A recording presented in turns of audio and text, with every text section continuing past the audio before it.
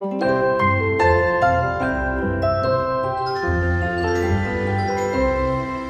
kráse pod povrchom.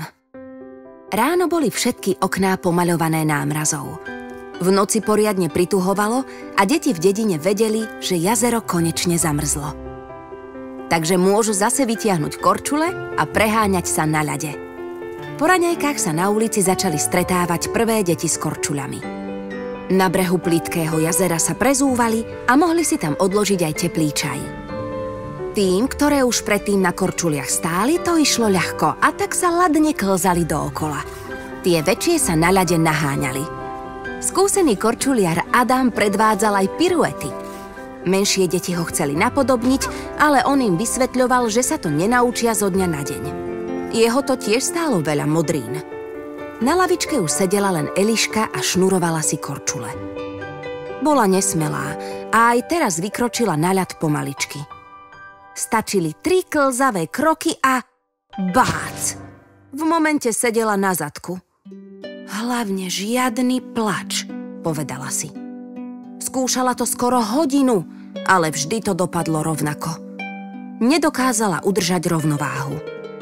Napokon si vyzula korčule a posadila sa na lavičku. Vedľa sedelo ešte jedno dievčatko. Eliška by rada vedela, či sa ani ono nevie korčuľovať. Ale hanbila sa opýtať. Dievčatko po chvíli odišlo.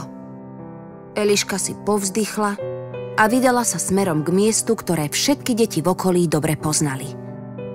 Bol tam malý vodopád, ale dnes bol z neho ľadopád plný cencúľov. Za ním sa nachádzala jaskyňa hlboká len pár metrov, ale krásou by prekonala aj tie hlbšie.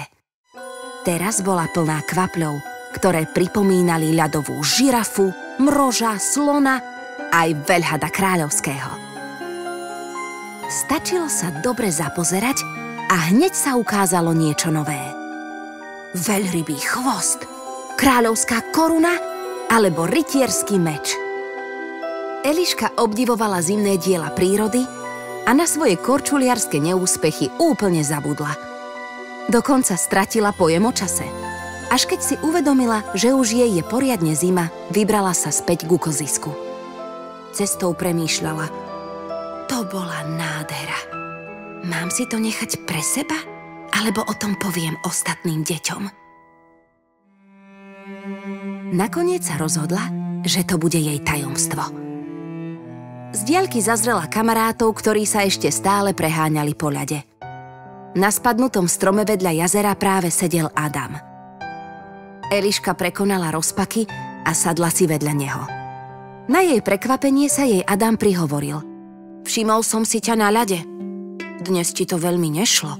Ale nič si z toho nerob. Bol som na tom rovnako. Vážne? Spýtala sa Eliška. Úplne. Ak chceš, dám ti radu. Spoľahni sa na svoj zrak.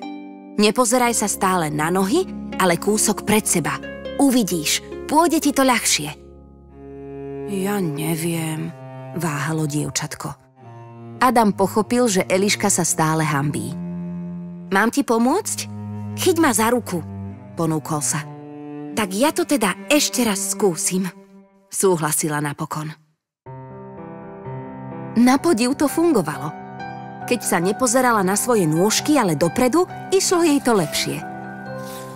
Za Adamovou pomocou sa klzala sem a tam. Zakrátko sa pustila jeho ruky a krúžila po jazere aj sama. Pridala sa k ostatným deťom s hrdým Aha, pozrite, už mi to ide. To je super, Eli, chválili ju spolužiačky. Keď sa Eliška s Adamom opäť stretli na pníčku, povedala mu Ďakujem ti. Za tú radu? To nestojí za reč. Ale nešlo len o to. Eliška bola rada, že sa jej prihovoril a pomohol jej prekonať rozpaky. Ak chceš, prezradím ti tajomstvo. Chcel by si vidieť ľadového draka? Adam prikývol a tak spoločne kráčali poza ľadopád. Chlapec nemohol uveriť vlastným očiam. Obdivovali zamrznuté kusy ľadu a hádali, ktorý im čo pripomína. Vo dvojici to bola ešte väčšia zábava. Od toho dňa boli kamaráti.